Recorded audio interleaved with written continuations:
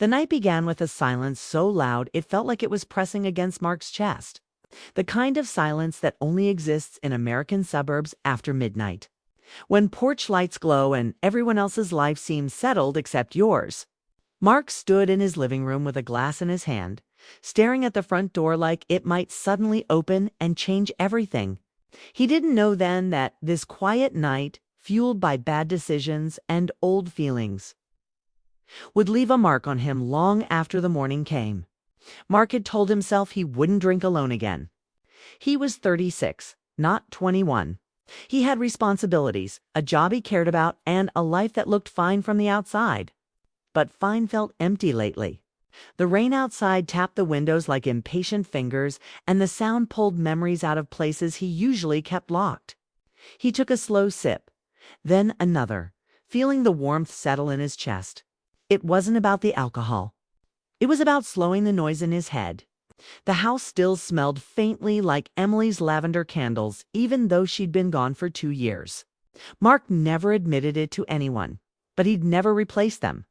Some part of him wanted proof that she had been real, that the life they planned wasn't just something he imagined. The couch still had the small tear from when Rocky was a puppy. The wall still held photos he hadn't had the courage to take down. Rocky, their golden retriever, lay on the rug nearby, his ears twitching at every sound. He was older now, calmer, wiser, in a way only dogs seemed to be. Mark sometimes thought Rocky understood more than he let on. The dog had been there through laughter, arguments, and the quiet day Emily packed her things. Rocky never chose sides. He stayed. Mark dropped onto the couch, running a hand through his hair. His phone buzzed on the table. For half a second, his heart jumped. Maybe Emily. Maybe someone who remembered he existed. It was just a work email. He didn't open it. He turned the phone face down and leaned back, staring at the ceiling. You ever feel like time just stopped? Mark said out loud, his voice low and rough. Rocky lifted his head. Mark chuckled, a short sound with no humor in it. Yeah, I know. Stupid question. He took another drink, then another, faster now. His guard was slipping, and he didn't fight it. He was tired of being careful. Tired of pretending he was over it. Images of Emily came back in sharp flashes. Her smile in the kitchen. The way she used to steal his hoodies. The last argument, quiet but final. No shouting. Just tired voices and sad eyes. Mark swallowed hard. His throat burned. And this time, it wasn't from the drink. I really thought we had it figured out, he said, staring at the floor. I thought love was enough. Rocky stood up and walked closer, his nails clicking softly on the wood. He sat in front of Mark, head tilted, eyes steady. Mark noticed how calm he looked, like he wasn't judging or waiting for anything. Something inside Mark cracked. Words started spilling out before he could stop them. Not dramatic speeches, just truth. How lonely mornings felt. How he hated Sundays now. How he missed being missed. He talked about dates that went nowhere and friends who said, "You'll meet someone else," like people were easy to replace. Rocky didn't move. He just listened. Mark laughed again, this time shaky. Look at me. Talking to a dog like you're my therapist. Rocky stepped closer and gently rested his head on Mark's knee. The contact hit Mark all at once. His breath caught. His chest tightened like a fist had closed around his heart. He froze, afraid that if he moved, the moment would break. Rocky's weight was warm and solid, grounding in a way Mark hadn't felt in a long time. For a strange second, Mark felt understood. Not fixed. Not healed. Just seen. His eyes burned. He blinked fast, but it didn't help. A tear slipped down his cheek, then another.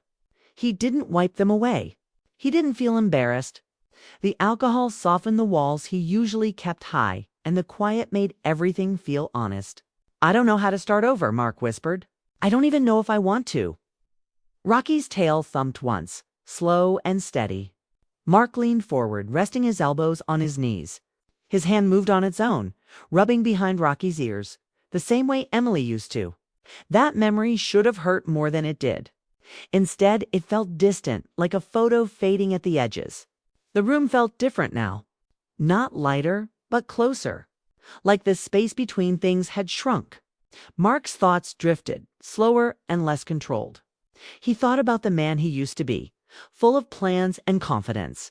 He thought about the man he was now, careful and quiet. Somewhere between those versions, he had gotten lost. "I miss being in love," he said softly. Not just with her. With life. Rocky stayed right there, breathing slow and even. The strangest part wasn't the talking. It was the feeling that the house itself was listening. The rain had eased outside. The clock ticked loudly on the wall, each second clear and sharp. Mark felt suspended in time, like this moment mattered more than the rest of the night. He leaned back again, staring at the ceiling, his hand still resting on Rocky's head. His thoughts turned hazy, blending past and present. He wondered what Emily was doing now. If she was happy, if she ever thought of this house, this dog, this version of him. A small smile crossed his face, sad but gentle. "You stayed," he said to Rocky. "You always stayed." Rocky shifted slightly, pressing closer. Mark exhaled slowly. His eyelids felt heavy. The alcohol pulled at him, urging him toward sleep, but his mind fought it. He didn't want this feeling to end. The quiet connection. The honesty. The sense that maybe he wasn't as broken as he thought. That's when he heard it.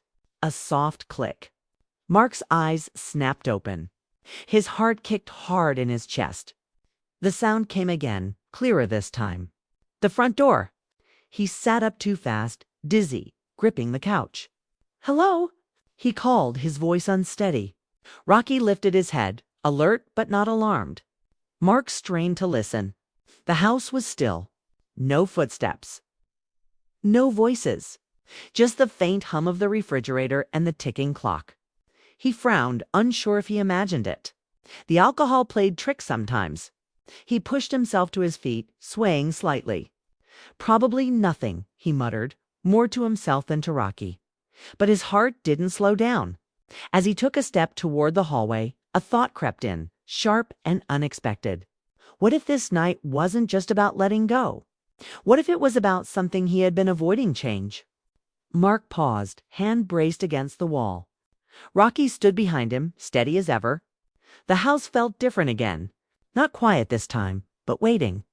And in that moment, with his past heavy on his shoulders and the future pressing closer than he wanted, Mark realized this night wasn't done with him yet. Mark woke up to sunlight streaming sharply through the blinds, the kind of light that makes the morning feel impossibly real. His head throbbed, a dull reminder of last night's whiskey. And his body ached from sleeping on the couch in the wrong position. He groaned, trying to piece together the events of the previous evening. The memories hit in flashes, talking to Rocky. Confessions he hadn't shared with anyone in years. Tears he barely remembered shedding. And that moment of connection that had felt almost unreal. He sat up slowly, rubbing his face, trying to shake off the embarrassment that always follows drunken vulnerability. The house smelled faintly of coffee and damp wood from the rain. Rocky was curled near the couch, tail thumping once, as if to say, "You survived, buddy." Mark took a deep breath, letting it fill his lungs and somehow stabilize his spinning thoughts. Sitting there, he realized the weight on his chest from the night before hadn't fully lifted. It wasn't just the alcohol hangover. It was the emotional hangover, the raw truth that had emerged when he let his guard down. He swung his legs off the couch and rubbed his eyes, scanning the room for any sign that he had completely lost control. Nothing seemed out of place except for one thing, a small photo frame on the shelf. One he was sure had been lying face down the night before. Now it stood upright, catching the morning light. It was a picture of him, Emily, and Rocky at the beach during happier times. He hadn't moved it. His heart skipped. Maybe it was the residue of the alcohol. Maybe something else. But the image hit him harder than he expected. Mark wandered into the kitchen, half expecting to be alone in his own thoughts. The coffee machine gurgled, filling the room with its rich aroma. And Rocky followed closely, his golden fur glowing in the morning light. Mark leaned against the counter, sipping the coffee slowly, letting its warmth seep into him. He stared out the window at the quiet street, at the houses lined up neatly, at the neighbor kids playing despite the lingering drizzle. Everything felt ordinary, yet it wasn't. Something had shifted overnight. He wasn't sure what it was, but he knew he couldn't ignore it. The knock came softly, almost hesitant. Mark froze, heart leaping in his chest. The house had been silent, still, almost sacred in its morning light, and this knock felt like a ripple across a calm pond. He walked to the door slowly, gripping the knob as if it were a lifeline. When he opened it, he saw Sarah standing there. Sarah, Emily's old friend and the quiet neighbor who had checked in occasionally over the past few months. Her smile was gentle, her presence calming in a way he didn't know he needed. "Rough night?" She asked a simple question that carried an understanding deeper than words. Mark wanted to brush it off, to laugh awkwardly and say, "Yeah, just tired," but he didn't. Instead, he nodded. "Yeah, but I think I needed it." She stepped inside, brushing a drop of rain from her shoulder. And Rocky immediately went to her side, sniffing and wagging his tail. Mark watched them for a moment, realizing that Rocky's calm, steady behavior mirrored the shift in his own mood. He wasn't tense anymore. He wasn't hiding from emotions. He was letting them exist. They moved to the living room together. The rain had stopped outside, leaving puddles on the sidewalk that reflected the morning sun. Mark sat down on the couch and Sarah took a chair nearby. Rocky curled at Mark's feet, content and protective. The room felt intimate without being crowded, comfortable without being forced. Mark realized how long it had been since he had shared space like this without tension or guilt. "I talked to him last night," Mark said suddenly, nodding toward Rocky. Really talked. I didn't even realize how much I needed to say it until I started." His voice was low but steady. No trace of drunkenness now, only honesty.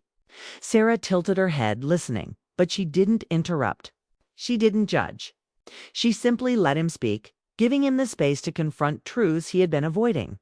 He spoke of Emily, of the heartbreak that lingered like smoke in the corners of his mind.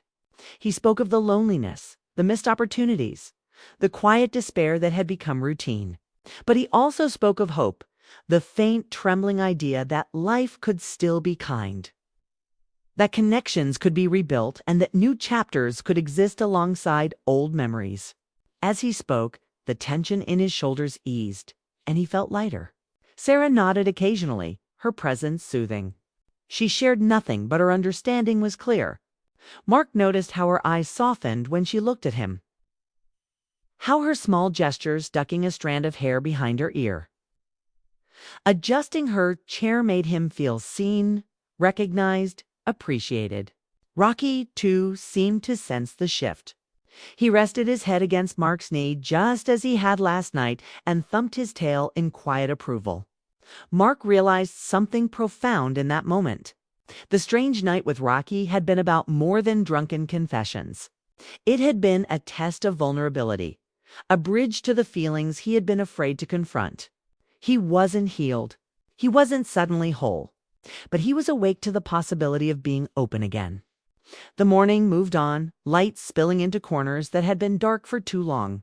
Mark and Sarah shared silence, laughter, and small talk about mundane things, the weather, neighborhood news, Rocky's habits. But underneath it all was a subtle current of intimacy, a sense of connection that didn't need to be forced or defined. Mark felt a stirring in his chest, a gentle pulse of excitement and curiosity. At one point, Sarah leaned slightly closer, picking up a stray photo of Emily and Rocky from the shelf. She smiled softly. "You two looked happy." Her tone wasn't judgmental. It was compassionate. Mark swallowed, feeling the lump in his throat. He realized he was grateful for her presence, for the understanding she brought without words, for the way she allowed him to hold space for his past while also considering a future. Rocky yawned and stretched, the dog's calm presence a reminder of the simple, grounding reality. Mark looked down at him and smiled. "You always know what I need, don't you?" Rocky wagged his tail, eyes bright, alert, wise beyond words. In that small, ordinary gesture, Mark felt a wave of reassurance. Life hadn't abandoned him. He hadn't completely lost his way. There was still warmth, still trust, still the chance for something meaningful. Sarah stood up, stretching lightly. "I should get going," she said, though neither moved quickly. Mark felt a strange reluctance at her leaving. He realized he didn't want to be alone again, not just with memories, but with a quiet longing that had haunted him. He wanted company, someone to share the subtle moments with. Someone who understood the fragility and resilience of his heart. Before she walked to the door, Sarah turned to him. "Sometimes," she said softly, "we heal in strange ways." Her words were simple, but they carried weight. Mark nodded, understanding exactly what she meant. Healing wasn't sudden. It wasn't dramatic. It was small moments, strange moments, quiet realizations that built a bridge between the past and what could still be. The door closed behind her, but the sense of calm didn't leave. Rocky wagged his tail, looking up at Mark with a gaze full of knowing. Mark exhaled, leaning back on the couch, feeling the sunlight on his face. The hangover, the heartbreak, the confusion, it all felt manageable now. Not gone, but manageable. Mark realized that night and morning had given him something he hadn't expected. Clarity. The strange moment with Rocky, the openness, the presence of someone like Surrett wasn't about reckless actions. It wasn't about escaping feelings. It was about acknowledging them, letting them exist, and seeing that life could still offer warmth, connection, and even love. As he sat there, coffee in hand, Rocky curled at his feet, Mark allowed himself a small, quiet smile. The past was still there, present and heavy, but it no longer defined him. The night had been strange, yes, even uncomfortable, but it had also been necessary. It had reminded him of the simple truths. He wasn't alone. He could trust again. And his heart, though fragile, was capable of opening to life once more. And in that ordinary suburban house, with a dog by his side and sunlight filling the room, Mark understood something he hadn't allowed himself to feel in years. Hope. Not the loud, dramatic kind, but a quiet, steady hope that grew stronger with each shared moment, each gentle touch, each soft reminder that the world still held warmth even after heartbreak. The morning stretched on, filled with the comfort of presence, the gentle rhythm of life, and the knowledge that strange, unplanned moments sometimes become the turning points we never see coming. Mark knew that the bridge between loss and new beginnings was fragile, but he also knew he was ready to cross it slowly, carefully, and with an open heart. Rocky gave a final thump of his tail, and Mark stood, feeling a newfound resolve. The house was quiet again, but the silence no longer felt heavy. It felt like a blank page, waiting for him to write the next chapter. And for the first time in a long time, Mark felt he might finally have the courage to do just that.